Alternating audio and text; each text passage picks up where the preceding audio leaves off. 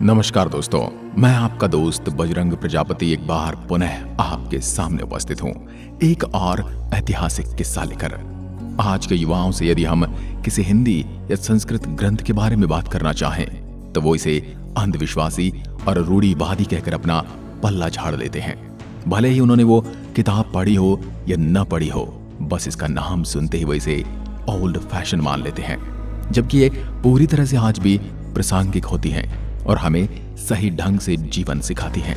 आज की इस कड़ी में यदि मैं आपको एक ऐसी ही किताब का नाम दूं तो आप क्या कहेंगे? आज हम बात करने वाले हैं विज्ञानम भैरव तंत्र की, जिसका नाम सुनते ही आपके मन में किसी तांत्रिक क्रियाओं से जुड़ी छवि उभर कर आई होगी, पर ऐसा नहीं है।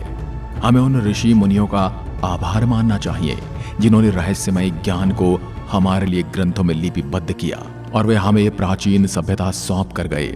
दोस्तों, एक तरफ जहां हमारे देश के युवा ही अपने ग्रंथों का मजाक बनाते हैं, वहीं दूसरी तरफ दुनिया भर के लोगों ने भारत में आकर हमारे ग्रंथों का अध्ययन किया है और अपने ग्रंथों की रचना की है और यहीं से सीखकर उन्होंने कई आविष्कार भी किए हैं। अगर आपको इस बात पर यकीन नहीं है तो उदाहरण के लिए मैं आपको आज वो सब बताने वाला हूं। तो चलिए शुरू करते हैं आज का वीडियो। और अगर आपने हमारे चैनल को सब्सक्राइब नहीं किया है तो भी सब्सक्राइब कर लीजिए। विज्ञान भैरव तंत्र का जगत बौद्धिक नहीं है, दार्शनिक नहीं है। सिद्धांत इसके लिए अर्थ नहीं रखता, ये किसी सिद्धांत को नहीं मानता, यह उपाय की विधि की चिंता करता है। तंत्र शब्द का अर्थ है विधि, उपाय, मार्ग, रास्ता। तंत्र का अर्थ विधि है, इसलिए यह एक विज्ञान ग्रंथ है। विज्ञान क्यों की नहीं, कैसे की फिक्र करता है। दर्शन और विज्ञान में यही एक बुनियादी भेद है। दर्शन पूछता है यह अस्तित्व क्यों है, विज्ञान पूछता है यह अस्तित्व कैसे है। तंत्र विज्ञान है, दर्शन नहीं। दर्शन को समझना आसान है क्योंकि उसके लिए सिर्फ मस्तिष्क की आवश्यकता पड़ती है, लेकिन तंत्र को समझने के लिए तुम्हारे बदलने की जरूरत होगी।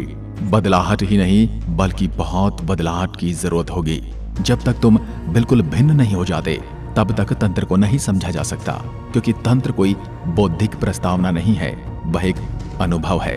उसे मौखिक रूप से नहीं बताया जा सकता, क्योंकि अनुभव तो आपको करना होता है। विज्ञान भैरव तंत्र देवी के प्रश्नों से शुरू होता है। देवी माता पार्वती ऐसे प्रश्न पूछती है जो दार्शनिक मालूम होते हैं, लेकिन भगवान शिव उत्तर उसी ढंग से नहीं देते। देवी पूछती है, प्रभु आपका सत्य क्या है? शिव इस प्रश्न का उत्तर न देकर उसके बदले में एक विधि बताते हैं। अगर देवी इस विधि से गुजर जाए तो वह उत्तर पा जाएगी, इसलिए उत्तर परोक्ष है, प्रत्यक्ष नहीं। शिव नहीं बताते कि मैं कौन हूं, वे एक विधि बताते हैं। वे कहते हैं ये करो और तुम जान जाओगे। तंत्र के लिए करना ही जानना है। तुम एक प्रश्न पूछते हो और दर्शन एक उत्तर दे देता है। उससे तुम चाहे संतुष्ट होते हो या नहीं होते हो। यदि संतुष्ट हुए तो उस दर्शन के अनुयायी हो जाते हो, लेकिन तुम वहीं के वहीं रहते हो, और यदि संतुष्ट नहीं हुए तो दूसरे दर्शन की खोज में निकल चलते हो जिनसे संतुष्टि मिल सके, लेकिन तुम वहीं के वहीं रहते हो, अछूते और अपरिवर्तित। इसलिए तंत्र समाधान नहीं देता, समाधान को उपलब्ध होने की विधि देता है।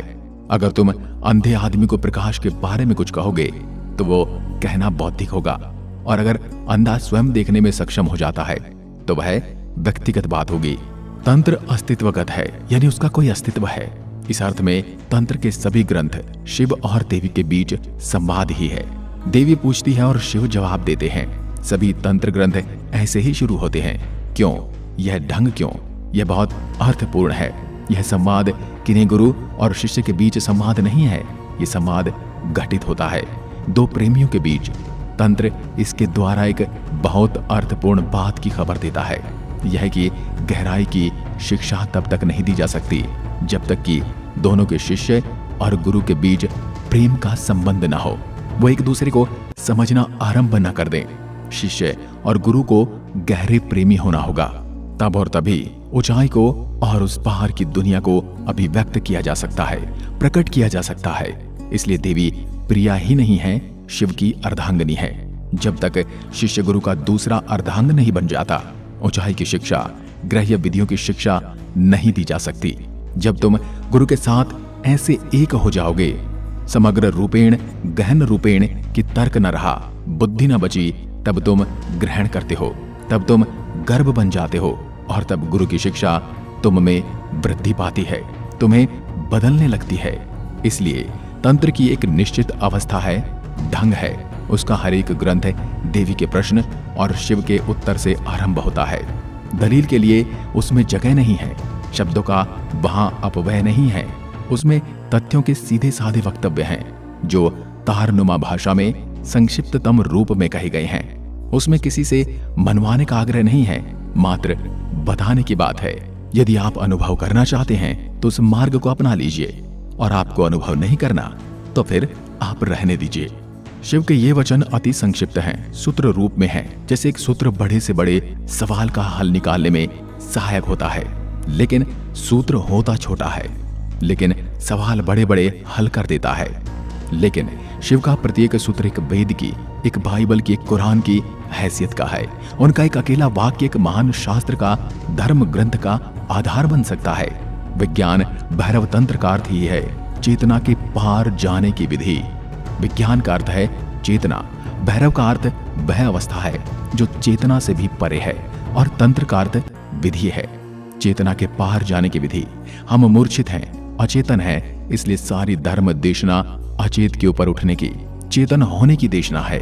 विज्ञान का मतलब है चेतना, और भैरव एक विशेष शब्द है, तांत्रिक शब्द, जो पारगामी के लिए कहा गया है।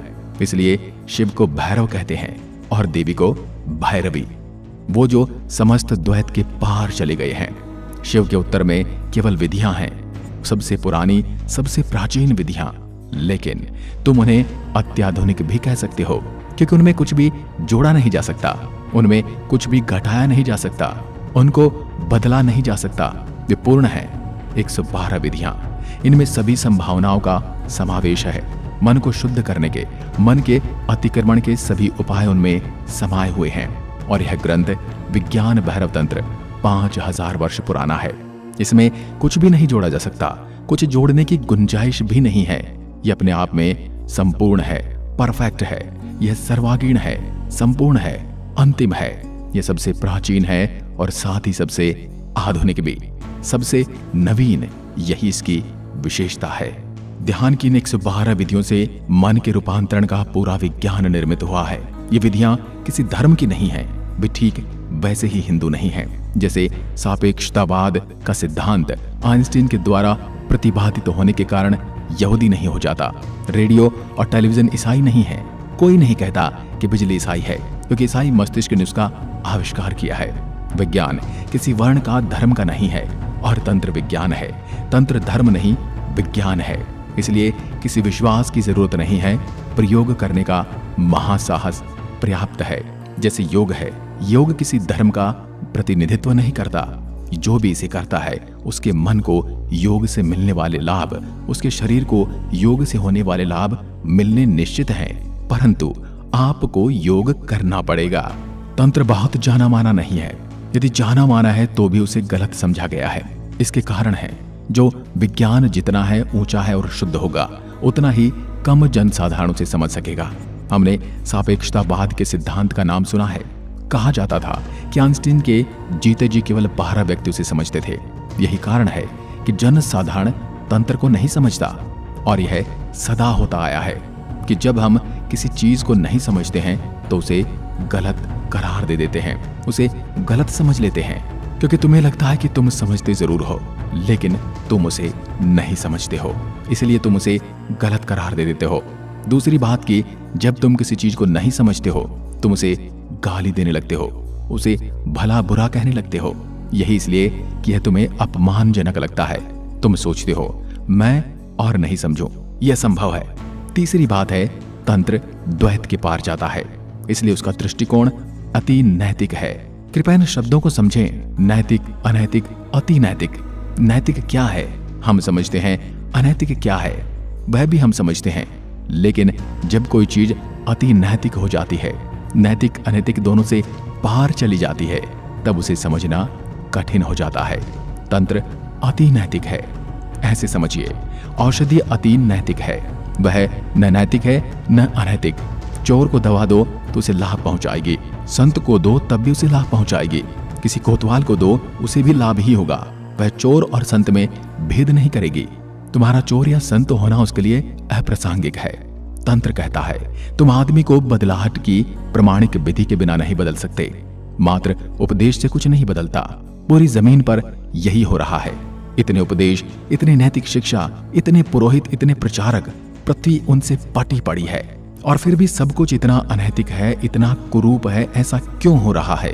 तंत्र तुम्हारी तथाकथित नैतिकता की, तुम्हारी सामाजिक रस्म रिवाज की चिंताएं नहीं करता। इसका यह अर्थ नहीं कि तंत्र तुम्हें अनैतिक होने को कहता है। नहीं, तंत्र जब तुम्हारी नैतिकता की ही इतनी कम फिक्र करता है तो वह तुम्हें अनैतिक होने का नहीं कह सकता। तंत्र तो वैज्ञानिक विधि बताता है कि चित्त को कैसे बदला जाए, और एक बार चित्त दूसरा हुआ कि तुम्हारा चरित्र दूसरा हो जाएगा। एक बार तुम्हारे ढांचे का आधार बदला कि पूरी इमारत दूसरी हो जाएगी। ये 112 विधियां तुम्हारे लिए चमत्कारिक अनुभव बन सकती हैं। शिव ने ये विधियां प्रस्तावित की हैं। इसमें सभी संभव विधियां हैं। ये विधियां समस्त मानव जाति के लिए हैं और ये उन सभी युगों के लिए हैं जो गुजर गए हैं और जो आने वाले हैं और जो चल रहा है। प्रत्येक ढंग के चित्त के लिए यहाँ गुंजाइश है। तंत्र में प्रत्येक किस्म के चित्त के लिए विधि है। कई विधियां हैं जिनके उपयुक्त मनुष्य अभी उपलब्ध नहीं है, वे भविष्य के लिए हैं। ऐसी विधियां भी हैं जिनके उपयुक्त लोग रहे ही नहीं, वे अतीत के लिए थी। लेकिन डरना नहीं, अनेक विधियां हैं जो तुम्हारे लिए भी हैं। यदि आप चाहते हैं कि इसके ऊपर मैं पूरी वीडियो बनाऊं, यदि आप चाहते हैं कि भैरव तंत्र का संपूर्ण इतिहास और संपूर्ण कहानी आपको बताई जाए तो कमेंट में लिखकर जरूर बताइएगा। एक बार फिर मिलता हूं एक और ऐसे ही ज्ञानवर्धक वीडियो के साथ। तब तक के लिए नमस्कार, धन्यवाद।